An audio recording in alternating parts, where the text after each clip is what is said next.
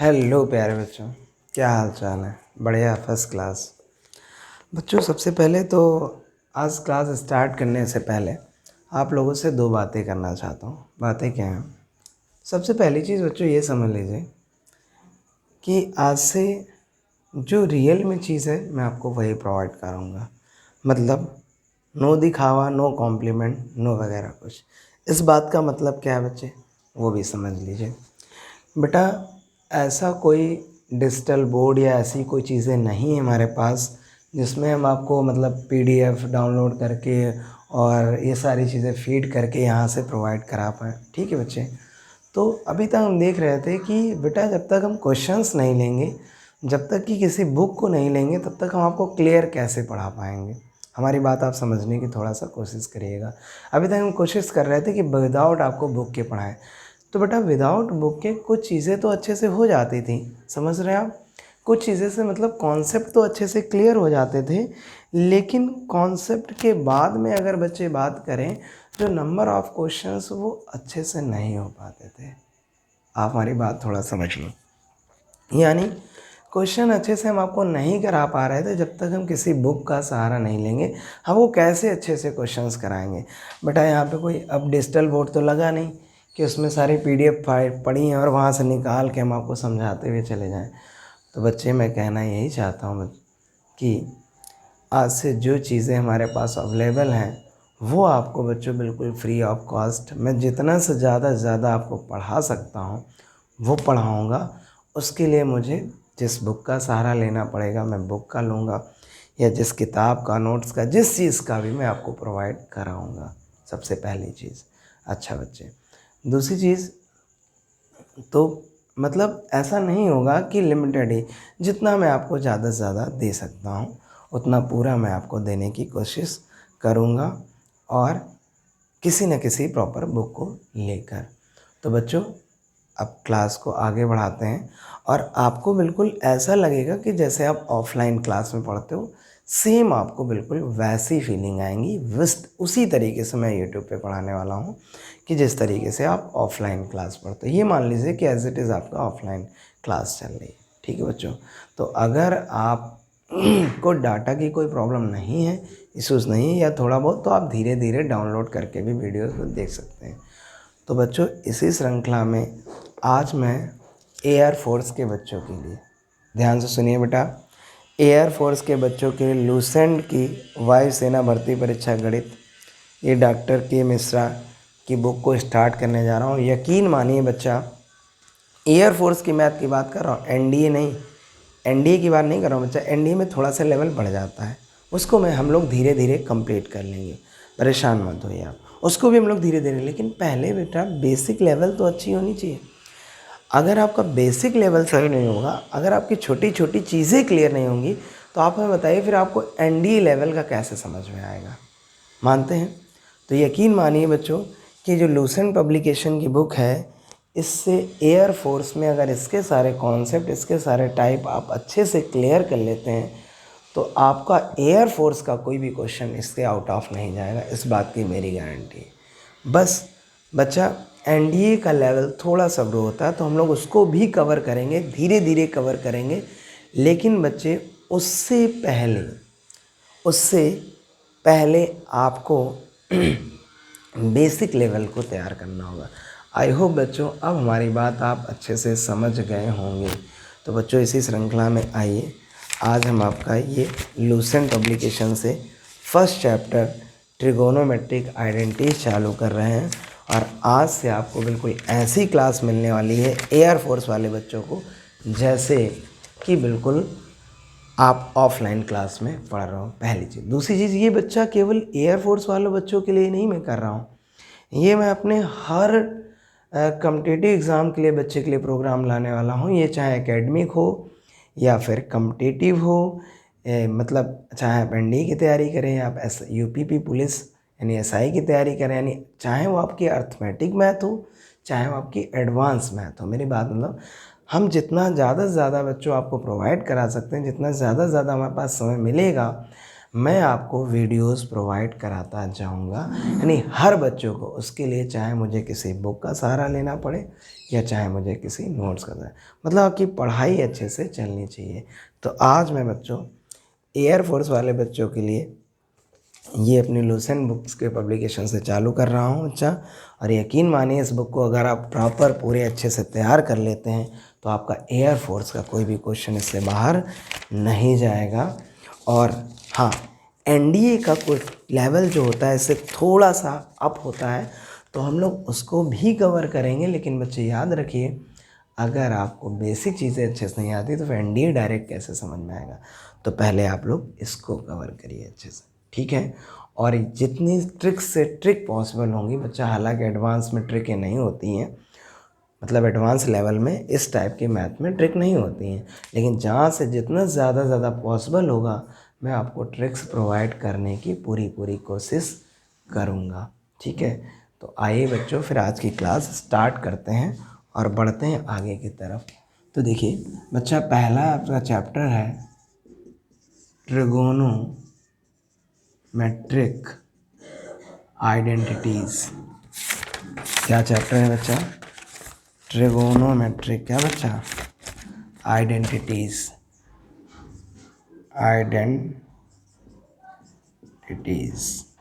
ठीक, हिंदी में कहते हैं बच्चों इसको त्रिकोणमिति सरसमिकाएँ। क्या कहते हैं बच्चा? त्रिकोणमितीय सर्व समीकाएँ। अच्छा बच्चों, एक बात और, ये जो मेरी क्लास है बच्चों, ये आपको मतलब किसी एक मीडियम के बच्चे के लिए नहीं है।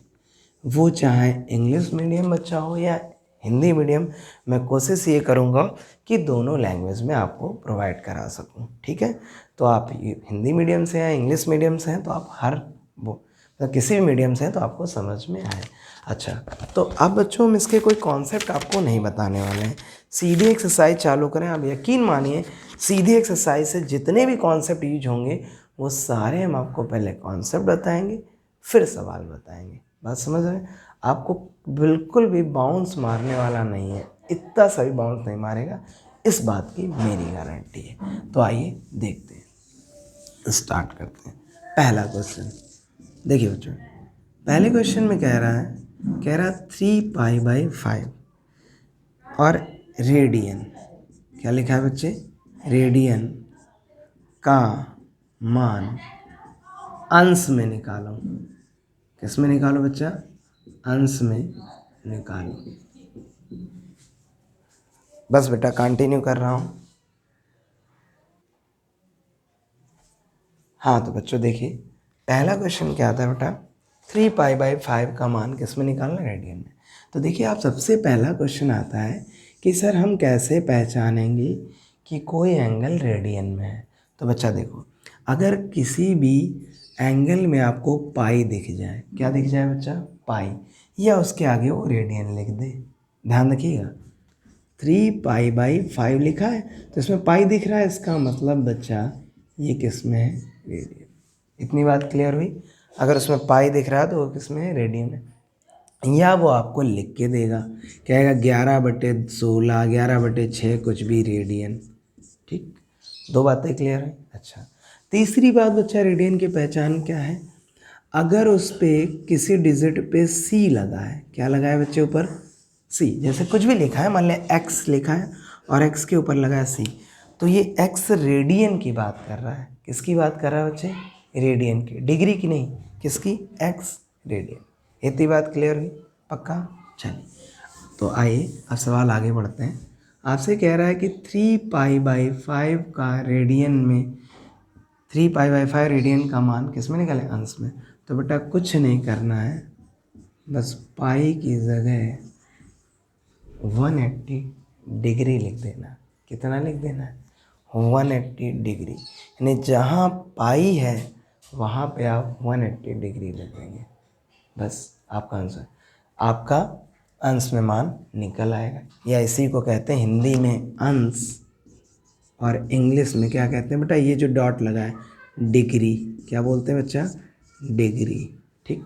अच्छा, एक बात और, बच्चों गर्ल्स के लिए बेटा अभी तक क्या था कि गर्ल्स जो थी वो अपने एनडीए फोर्सेस में अलाउड नहीं हुई थी। अभी हमारे गवर्नमेंट ने एक फ़ैसला निकाला है, उसमें करीब हो गए 1 महीना, तो अब बच्चों सभी गर्ल्स भी हमारी डिफेंस में आ सकती हैं, वो भी तैयारी कर सकती हैं। तो जितने भी गर्ल्स स्टूडेंट हैं और बॉयज़ स्टूडेंट तो ऑब्वियसली उनके लिए तो है ही, तो बच्चों आप लोग भी डिफेंस की तैयारी कर सकते हो, ठीक है। तो आइए 3π/5 रेडियन का मान किस में निकालना था बच्चे, अंश में। तो मैंने आपको बताया बेटा पाई की जगह क्या रख देंगे 180, तो 180/5 काटना आता है बेटा, 5 1 ज़ा 5, 5 3 ज़ा 15, कैरी ऑन 3, 5 6 ज़ा 30, तो करना क्या बच्चा 3 × 36, तो 36 का 3 से मल्टीप्लाई करोगे क्या हो जाएगा 108 डिग्री, मल्टीप्लाई आते ही होगा बेटा, 3 18 की 8 हाथ से लगे 1 3 3 9 1 10, तो 108 डिग्री। क्या इतनी बात समझ में आई? क्या रेडियन को डिग्री में कन्वर्ट करना समझ में आया? आ रहा है ना बच्चों? अगर क्लियर है तो अच्छी बात है, नीचे मुझे कमेंट करके बताएं, और अगर नहीं क्लियर है तो भी कमेंट करके बताएं। तो आइए एक क्वेश्चन और लेते हैं और अच्छे सीखते हैं। जैसे दिया गया बच्चे π/4, क्या दिया गया π/4, किस में है रेडियन में, किस में बच्चा, कैसे पहचाना पाई दिया गया है, ठीक। कन्वर्ट किसने करना है डिग्री में, तो देखिए पाई की जगह आपको क्या रख देना है, अभी बताया 180 और बटे 4, काटेंगे बेटा 4 चौके 16, 2 बचे 4 पंचे 20, यानी कितना आ गया 45। आई होप अब आपको क्लियर हो गया होगा कोई एंगल अगर रेडियन में दिया गया है तो उसको हम लोगों को डिग्री में कैसे कन्वर्ट करना है, ठीक बच्चों। तो आइए अब हम लोग इसका दूसरे क्वेश्चन की ओर बढ़ते हैं और सीखते हैं। ये तो आपने सीखा कि कोई एंगल अगर रेडियन में है डिग्री में करना, अब उल्टा भी तो जानने की इच्छा होगी कि अगर कोई एंगल सर डिग्री में है तो रेडियन में कैसे कन्वर्ट करते हैं, तो आइए वो भी आपको सिखा देते हैं। तो देखिए इसका सेकंड क्वेश्चन है बच्चे, 150 डिग्री का मान किस में निकालना है बच्चा, रेडियन में निकालना है। इसकी वैल्यू किस में फाइंड करनी है, रेडियन में। तो बेटा इसके लिए एक फार्मूला हम आपको बताते हैं, कोई भी एंगल अगर डिग्री में दिया है और उसको रेडियन में कन्वर्ट करना है तो उसमें π/180 डिग्री का बच्चे मल्टीप्लाई करा देते हैं, तो वो कन्वर्ट हो जाता है बेटा किस में बोलो, रेडियन में। किस में कन्वर्ट हो जाता है बच्चे, रेडियन। यानी अगर कोई भी एंगल डिग्री में है और उसको हमें किस में कन्वर्ट करना है, रेडियन में कन्वर्ट करना है, तो उसमें हम π/180 का मल्टीप्लाई। एग्जाम्पल लेते हैं तो कितना है बच्चे 150 डिग्री इंटू π/180, काट दीजिए, काट करना आते होगा 0 से 0, 3 5 ज़ा 15, 3 5 15, 3 6 ज़ा 18, 3 6 18, तो ऊपर से बचा 5 और पाई और नीचे से क्या बचा 6। तो ये मान हमारा आ गया बेटा कि कोई भी कोण अगर कोई भी एंगल डिग्री में कन्वर्ट है तो उसे हम रेडियन में कैसे कर सकते हैं। आई होप आपको क्लियर होगा।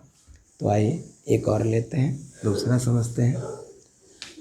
ध्यान दें बच्चों, जैसे मैंने ले लिया 60 डिग्री, और 60 डिग्री को किस में करना है बेटा, रेडियन में कन्वर्ट करना है, ठीक। ये डिग्री में और कन्वर्ट किस में करना है, रेडियन में। तो मैंने अभी फार्मूला बताया कि कोई भी एंगल है उसमें किसका मल्टीप्लाई करना है बेटा, π/180 का। तो सॉल्व होके जो आएगा वो किस में आ जाएगा, रेडियन में। तो बोलो बेटा 0 से 0, 6 1 जा 6, 6 3 जा 18, तो ऊपर से पाई 1 जा पाई, नीचे से 3, और ये किस में आ गया बेटा, बोलो रेडियन में। आई होप बच्चों अब आपको ये दोनों बातें क्लियर हो गई होंगी कि कोई अगर कोण डिग्री में है तो उसको रेडियन में कैसे बदल सकते हैं, और कोई कोण अगर रेडियन में है तो उसको डिग्री में कैसे बदल सकते हैं, ठीक। आइए बच्चों अब इस बुक के क्वेश्चन नंबर 3 पे चलते हैं।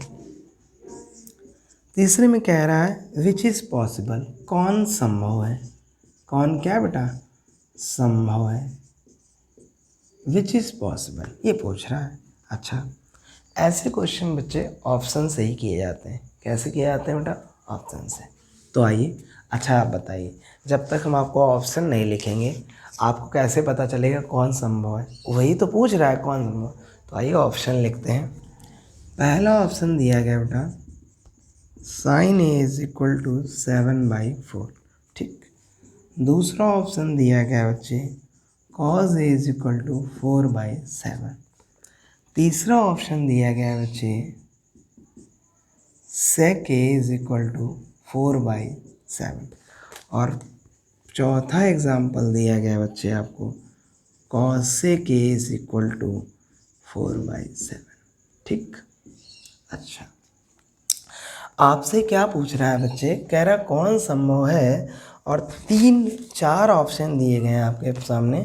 साइन ए की वैल्यू 7/4, कॉस ए की वैल्यू 4/7, सेक ए की वैल्यू भी 4/7 और कॉसेक ए की वैल्यू भी बच्चों 4/7।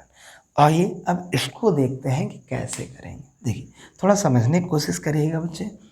इस क्वेश्चन को करने से पहले एक के लिए नहीं, अच्छा आप जानते हैं ट्रिग्नोमेट्री फंक्शन कितने होते हैं? कौन कौन से? 6, साइन, कॉस, टैन, कॉट, सेक और कौन सा बच्चे? कॉसेक। 6 फंक्शन होते हैं, साइन, कॉस, टैन, कॉट, सेक और कॉसेक। हम आपको एक के लिए बिल्कुल नहीं बताने वाले हैं कि एक कौन में साइन पॉसिबल है, कब होगा, कॉस, एक एक नहीं बताएंगे, सारे इकट्ठे ही बता देंगे, सब इकट्ठा, ताकि आपको 6 फंक्शंस में से यानी 6 फलनों में से 6 त्रिकोणमितीय अनुपात में से कोई भी अनुपात आ जाए, कोई भी ट्रिगोनोमेट्री रेशियो आ जाए, आप उसका पॉसिबल बता सकें, कोई भी आ जाए। तो 6 के 6 की कंडीशन जान लीजिए बच्चे। तो इसके लिए पहले हम आपको एक बेसिक सा फंडा बताएंगे, फिर आप ये क्वेश्चन बहुत इजीली वे में कर सकेंगे। तो आइए ज़रा बताते हैं। देखिए बच्चों, जो साइन होता है ना, साइन थीटा की रेंज, औकात जिसे बोलते हैं बच्चा, या रेंज कुछ भी मान लो बच्चे, तो इसकी जो साइन थीटा की रेंज होती है -1 से +1 तक होती है, याद रखिएगा। यानी इसकी जो रेंज होगी कहाँ से कहाँ तक होगी बेटा? -1 से +1 तक। आइए इसको समझिए पहले। यानी मेरे कहने का मतलब, नंबर लाइन पढ़ी आपने कक्षा 3 में, नंबर लाइन पढ़ी होगी। यहाँ 0 होता है, यहाँ -1 होता है, यहाँ +1 होता है, यहाँ क्या होता है? +2 होता है, यहाँ क्या होता है? +3, यहाँ -2, यहाँ -3, ऐसे नंबर लाइन चलती रहती है। तो आपसे बोल रहा है जो साइन की वैल्यू होगी वो -1 से +1 तक ही होगी, ना इसके इधर हो सकती है और ना इसके इधर। आई होप ये बात समझ में आ रही होगी। यानी अगर हम कहते हैं साइन थीटा का मान 2 पॉसिबल है, तो आप कहते हो सर नहीं पॉसिबल, क्योंकि 2 तो इधर आ रहा है। मैं कह दूँ सर -2 पॉसिबल है, तो आप कहोगे सर नहीं -2 ही, क्योंकि वो भी इधर आ रहा है। आई होप ये बात क्लियर हुई होगी कि जो साइन थीटा की रेंज होती है वो कहाँ से कहाँ तक होती है बच्चा? -1 से +1 तक। यानी अगर -1 से +1 तक कोई भी वैल्यू है या उसके बीच की कोई वैल्यू, तो ही साइन की होगी, अदरवाइज वो साइन की वैल्यू नहीं होगी। अब बात समझ में आई? तो ऐसे ही सारी वैल्यूज़ के फार्मूले आप जान लीजिए, फिर मैं आपको आगे स्टार्ट करता हूँ। दूसरा होता है बच्चे कॉस थीटा। साइन और कॉस के लिए बच्चे बिल्कुल सेम होता है, ठीक है बेटा। यानी साइन की वैल्यू भी -1 से +1 तक और कॉस की वैल्यू भी -1 से +1 तक। अब आता है टैन। तो देखो बच्चे, टैन की जो वैल्यू होती है बच्चा -इनफाइनाइट से लेकर और बच्चे +इनफाइनाइट तक। यानी क्या हो सकती है बेटा? इसकी वैल्यू -इनफाइनाइट भी हो सकती है और बच्चे +इनफाइनाइट भी हो सकती है, मैंने बीच की कोई वैल्यू, मतलब कोई भी पूरी रियल नंबर, ऐसे समझिए, मैं लिख के बताता हूँ। जैसे रियल नंबर की लाइन होती है, इधर होता है -इनफाइनाइट, इधर होता है +इनफाइनाइट, इधर होता है 0, इधर +1, इधर -1, इधर +2, इधर -2, इधर +3, इधर नेगेटिव, ये चीज़ ऐसे चलती रही है। तो इसका मतलब है इस नंबर लाइन की, इस संख्या रेखा की टैन की कोई भी वैल्यू हो सकती है। 0, 1, 2, 3, 4, 5, 6, 7, 8, 9, 10 या पॉइंट वाली कोई भी, या माइनस में कोई भी वैल्यू हो सकती है। इस बात समझ में आई? अच्छा भाई, चलिए। तो बेटा आपने 3 कवर कर लिए। साइन, कॉस और टैन। अब बच्चों बात करते हैं कॉट की। किसकी? कॉट की। तो बेटा इसमें यही तो फ़ायदा है, साइन याद किया तो कॉस याद, तो आप समझ गए होंगे। टैन याद किया तो बोलो बच्चा कौन सा याद? कॉट याद। यानी टैन और कॉट के लिए सेम फार्मूला। ऐसे ही बच्चे सेक और कॉसेक के लिए भी क्या होता है? सेम फार्मूला होता है। तो आइए सेक थीटा और कॉसेक थीटा के लिए बताते। सेक थीटा की जो बच्चे वैल्यू होगी वो हमेशा greater than or equal to 1 होगी। यानी जो सेक या फिर less than or equal to minus 1। नहीं समझे? क्या कहना चाहता हूँ कि जो सेक थीटा का मान होगा वो या तो 1 से बड़ा होगा या 1 के बराबर होगा, या फिर -1 से छोटा होगा या फिर बराबर होगा। यानी क्या नहीं हो सकता? आइए थोड़ा समझाते हैं आपको। अगर आपने सेक समझ लिया बच्चे तो समझ लो आपको कॉसेक भी क्लियर, क्योंकि सेक कॉसेक दोनों सेम है। देखिए फिर नंबर लाइन बनाएंगे। यहाँ क्या होता है? 0, यहाँ क्या होता है? -1, यहाँ क्या होता है? +1, यहाँ क्या होता है? +2, यहाँ क्या होता है? -2। ऐसे चलता रहता है नंबर लाइन। इधर पॉजिटिव इनफाइनाइट और इधर बच्चे क्या? Negative infinite. तो इसके जो बेटा इधर का नंबर है, ध्यान दीजिए, कह रहा है कि सेक की जो वैल्यू होगी वो या तो -1 से लेस देन होगी, छोटी होगी, या फिर -1 होगी। यानी कुछ समझ पा रहे हैं आप मेरी बात? बेटा पहले तो आप ये जान लें, अगर लेफ़्ट टू राइट जाएंगे, लेफ़्ट टू राइट, बाएं से दायां, तो हमेशा वैल्यू इंक्रीज़ होगी। कैसी होगी बच्चा? इंक्रीज़।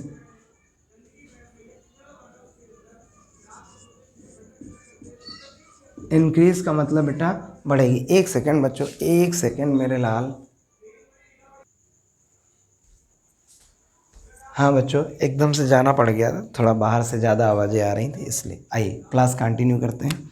तो देखिए बच्चे, मैं ये बता रहा था कि आपको मालूम है कि अगर आप left hand side LHS to right hand side यानी RHS, यानी बाएं पक्ष से अगर दाएं पक्ष की ओर बढ़ते हैं तो वैल्यू लगातार बढ़ती है, कम नहीं होती है। आप देख सकते हैं, रट्टा मारने वाली बात नहीं है। -2 से बड़ा -1 होता है, यानी इससे पहले -3 आया होगा, -3 से बड़ा -2 होता है, और -1 से बड़ा 0 होता है। ये तो आप जानते हैं, 0 से बड़ा 1, 1 से बड़ा 2, 2 से बड़ा 3, 3 से बड़ा 4। तो इधर की ओर जब जाते हैं तो वैल्यू बढ़ती है। इसका मतलब उल्टा, जब लेफ़्ट टू राइट जा रहे हैं बच्चे तो वैल्यू क्या हो रही है बच्चे? आपके बढ़ रही है इधर से इधर। तो जाहिर सी बात, जब राइट टू लेफ़्ट आएंगे तो वैल्यू क्या होगी? घटेगी कि नहीं घटेगी? बिल्कुल घटेगी। तो मैं वही कह रहा हूँ, सेक क्या कहता है? सेक कहता है sec theta is greater than or equal to 1। यानी सेक की जो वैल्यू होगी वो या तो 1 से बड़ी होगी, यानी इधर की ओर जाएगी, या -1 से छोटी होगी। यानी क्या नहीं हो सकती बेटा? -1 से लेकर +1 के बीच की जो वैल्यू होगी वो नहीं ली जाएगी। यानी आपसे कोई कह दे सेक में 0 पॉसिबल है, आप कहोगे सर नहीं पॉसिबल है। कोई कह दे सेक में 0.5 पॉसिबल है, आप कहोगे सर नहीं पॉसिबल है। कोई कहते -0 पॉसिबल है, तो यहीं तो आएगा -0.5। बात समझ पा रहे हैं? तो आप कह दोगे कि सर नहीं पॉसिबल। 0.5 तो यहीं तो आएगा कहीं बीच में, 0.5 0 1 के बीच में, तो आप कह दोगे नहीं पॉसिबल है। बात समझ रहे हैं? तो सेक और कॉसेक बेटा दोनों सेम है। मैंने आपसे पहले ही कहा, अगर आपने साइन समझ लिया तो कॉस हो गया, टैन समझ लिया तो कॉट हो गया, बचा सेक समझ लिया तो ऑटोमेटिक आपका कौन सा हो गया? कॉसेक हो गया। तो सेक क्या कहता है बेटा? सेक कहता है कि सेक थीटा की जो वैल्यू होगी वो हमेशा -1 से +1 से ग्रेटर देन यानी बड़ी या इक्वल होगी, और -1 से लेस देन या इक्वल होगी। यानी कहने का मतलब यही है बच्चा कि -1 से लेकर +1 के बीच की कोई भी वैल्यू नहीं हो सकती। क्या इतनी बात क्लियर है? तो बस क्वेश्चन हो गया। यानी याद रखिएगा, इसके बीच वाली कोई भी वैल्यू आप नहीं लेंगे, बाकी कोई भी वैल्यू सेक और कॉसेक के लिए ली जा सकती है। तो अगर आपने सेक याद कर लिया तो अच्छा सेम है कॉसेक थीटा, यानी कॉसेक थीटा भी क्या होगा? Cosec theta is greater than or equal to 1, और बच्चे क्या? Cosec theta is less than or equal to -1।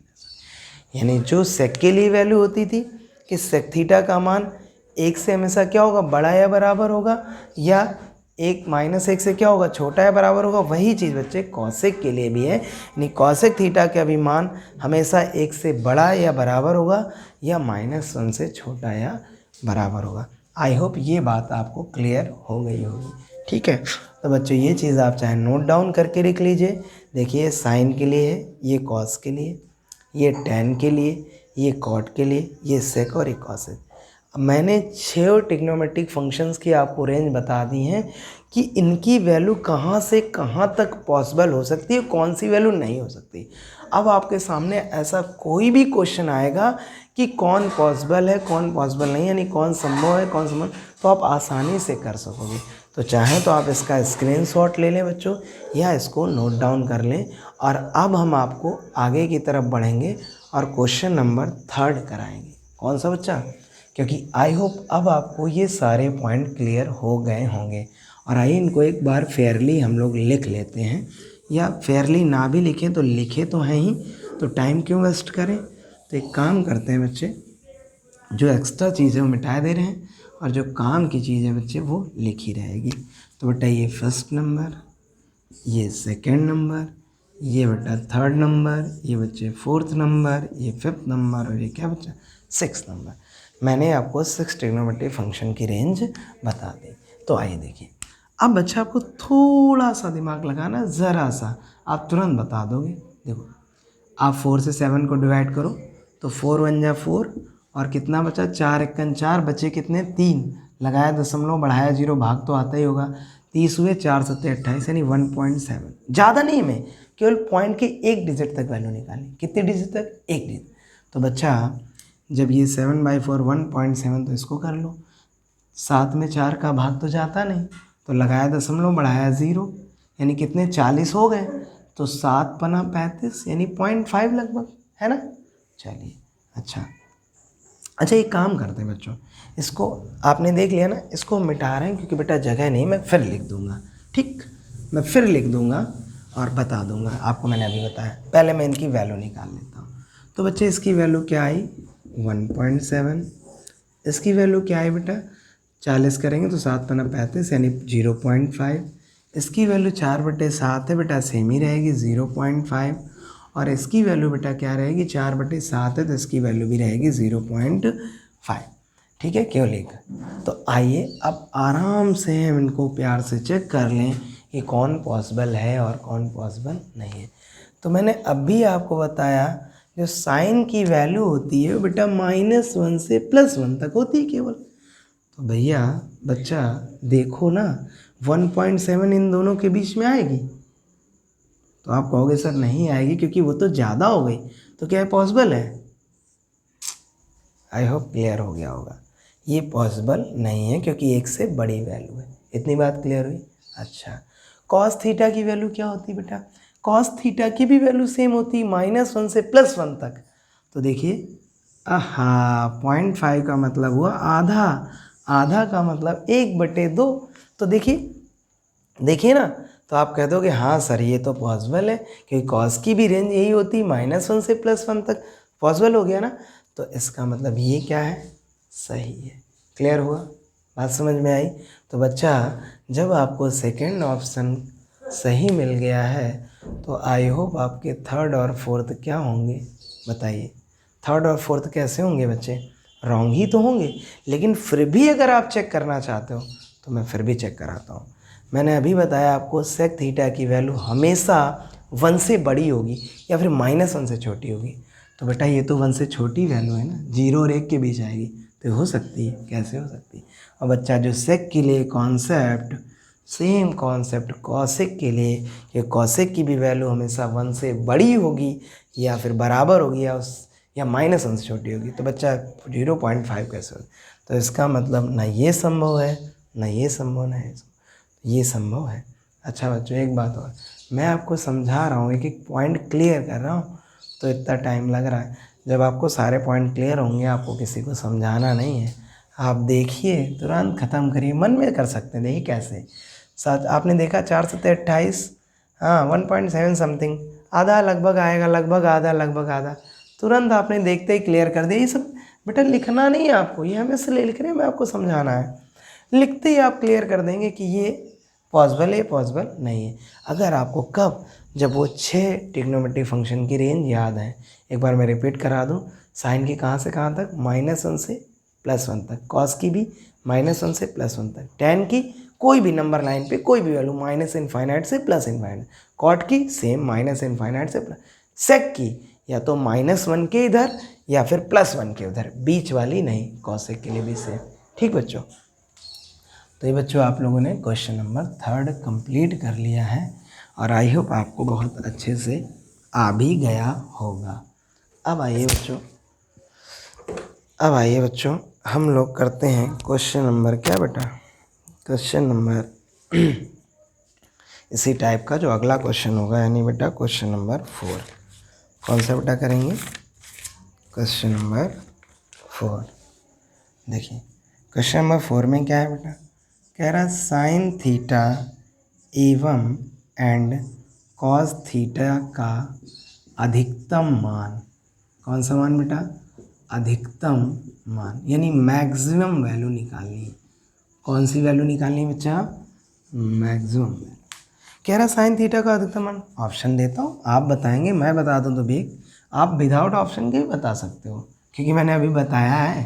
बेटा कह रहा 0, दूसरा ऑप्शन कह रहा है बच्चे 1, तीसरा ऑप्शन कह रहा है बच्चे इनफाइनाइट, और चौथा ऑप्शन बच्चा कह रहा है नन ऑफ दीज, इनमें से कोई नहीं।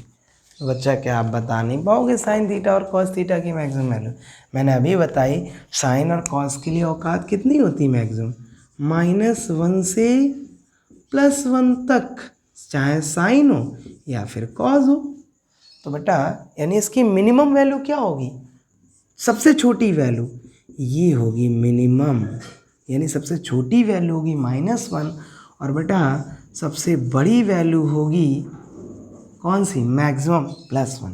तो बताओ बेटा, ये 0 होगी, आप कहोगे बिल्कुल नहीं, इनफाइनाइट होगी, आप कहोगे बिल्कुल नहीं, नन ऑफ दिस को तो सबसे लास्ट में चेक करते हैं, क्या 1 होगी, तो आप कहोगे हाँ सर 1 ही होगी, कि देखिए 1 इसकी क्या है, मैक्सिमम वैल्यू। तो यही पूछ रहा था बच्चे आपसे कि साइन थीटा और कॉस थीटा का मैक्सिमम मान क्या होगा। अच्छा बच्चों एक बात और कहना चाहते हैं, क्या याद रखिएगा, ट्रिक किसी पर्टिकुलर क्वेश्चन में काम आती है, ध्यान दीजिएगा हमारी बात पे बच्चों, ट्रिक किसी पर्टिकुलर क्वेश्चन पे काम आती है। अगर कॉन्सेप्ट मन से सीख लिया तो हर क्वेश्चन पे काम आता है। तो बच्चे कॉन्सेप्ट पे पकड़ बनाएं, टाइप पे पकड़ बनाएं, क्वेश्चन पे नहीं। अगर आप, मैं कहूँगा अगर आप क्वेश्चन सीख रहे हैं तो आप गलत हैं, लेकिन अगर आप टाइप सीख रहे हैं कि ऐसा क्वेश्चन कैसे होगा तो आप सही हैं। तो आई होप मैं यही समझ पा रहा हूँ कि आप टाइप ही सीख रहे होंगे। आइए तो क्वेश्चन नंबर ये बच्चा आपने 4 कंप्लीट कर लिया है। तो बच्चों एक क्वेश्चन और लेते हैं 5, और आज की क्लास में क्वेश्चन नंबर 5 तक ही रखेंगे, और इसके आगे के क्वेश्चन आपको नेक्स्ट वीडियो में मिलेंगे। और ये क्लासेस आपको ऐसे ही चलती रहेंगी, वो चाहे अपने बच्चों, पुलिस वाले बच्चों के लिए हों, या पुलिस की जो बच्चे तैयारी करें, SI UPP दरोगा कांस्टेबल किसी की, या फिर वो NDAF हो, नेवी हो, या फिर बच्चों IIT वगैरह भी हो, तो उसके लिए भी हम अभी मतलब कोशिश करेंगे बेटा, जितना मुझे ज़्यादा से ज़्यादा समय मिलेगा मैं आपको वीडियोस प्रोवाइड कराता चला जाऊँगा। तो आइए क्वेश्चन और देखते हैं, फिर इसके बाद क्लास को एंड करेंगे। तो बच्चे क्वेश्चन नंबर 5 में पूछ रहा है सेक थीटा और क्या बेटा, कॉसेक थीटा का न्यूनतम धनात्मक मान। बच्चे आपसे कह रहा है कि मिनिमम पॉजिटिव वैल्यू कौन सी, बोलो बच्चा, मिनिमम पॉजिटिव वैल्यू। बच्चे जितने मेरे पास संसाधन है मैं उसमें आपको वीडियो प्रोवाइड कराऊँ, मेरे पास कोई डिजिटल बोर्ड या डिजिटल क्लासरूम नहीं है। जब कभी ऐसा कुछ हुआ तो आपको जितना बेहतर से बेहतर क्लास हो सकेगी उतनी प्रोवाइड कराऊंगा। ठीक है बच्चों, यदि आपको अच्छा लग रहा है, और वो आपके सपोर्ट और प्यार पर निर्भर करता है। ठीक है, तो अगर आप लोगों का सपोर्ट और प्यार रहा तो बहुत जल्दी वो डिजिटल भी हो जाएगा। तो अभी मेरे पास जितने संसाधन हैं बच्चों, उससे मैं आपको जितना बेस्ट प्रोवाइड करा सकता हूँ प्रोवाइड कराने की पूरी कोशिश कर रहा हूँ। तो देखिए बच्चों, आपसे कह रहा है कि सेक थीटा कहाँ गया बच्चा, और कॉसेक थीटा का न्यूनतम धनात्मक मान क्या है, यानी मिनिमम पॉजिटिव वैल्यू क्या है। आइए बच्चा ऑप्शन लेते हैं। तो फर्स्ट ऑप्शन है 0, सेकेंड ऑप्शन है 1/2, थर्ड ऑप्शन है 1 और फोर्थ ऑप्शन है बच्चे नन ऑफ दीज, यानी इनमें से कोई नहीं। ठीक, आइए करते हैं। बच्चा मैंने अभी आपको बताया, अगर आप भूल गए हो तो एक बार फिर याद दिलाते हैं कि चाहे सेक हो या फिर हो कॉसेक, दोनों के लिए सेक थीटा की जो वैल्यू होगी वो हमेशा 1 से ग्रेटर देन होगी, यानी बड़ी होगी या इक्वल होगी, या फिर क्या होगी, या फिर बच्चा -1 से छोटी या इक्वल होगी। क्या मैंने बताया, जो वैल्यू होगी बच्चा क्या +1 से बड़ी या इक्वल होगी, या -1 से छोटी या इक्वल होगी। बात समझ में आई। ये जो सेक के लिए कॉन्सेप्ट है वही कॉन्सेप्ट बच्चा किसके लिए होता है, बोलो, कॉसेक थीटा के लिए भी सेम कॉन्सेप्ट होता है बच्चे, बिल्कुल सेम कॉन्सेप्ट। बात समझ में आई, बिल्कुल सेम कॉन्सेप्ट है।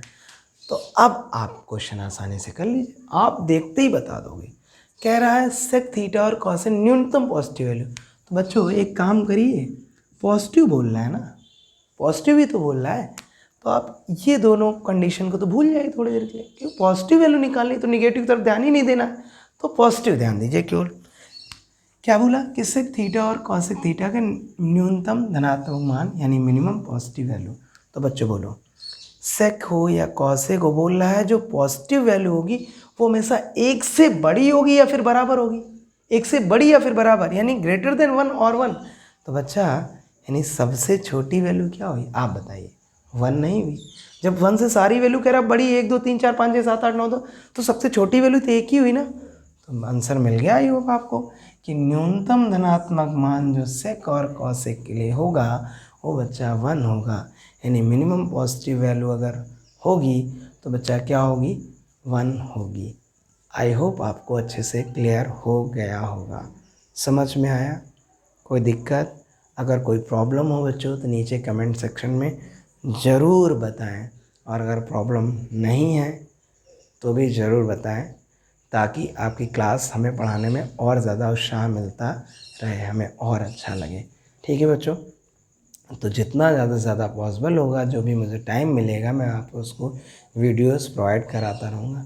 मेरा उस उद्देश्य बच्चे केवल इतना है कि पैसा हो चाहे ना हो, संसाधन हो चाहे ना हो, किसी बच्चे की पढ़ाई पैसे की वजह से रुकनी नहीं चाहिए। तो पढ़ते रहिए। Best of luck, all the best. मिलते हैं नेक्स्ट वीडियो में।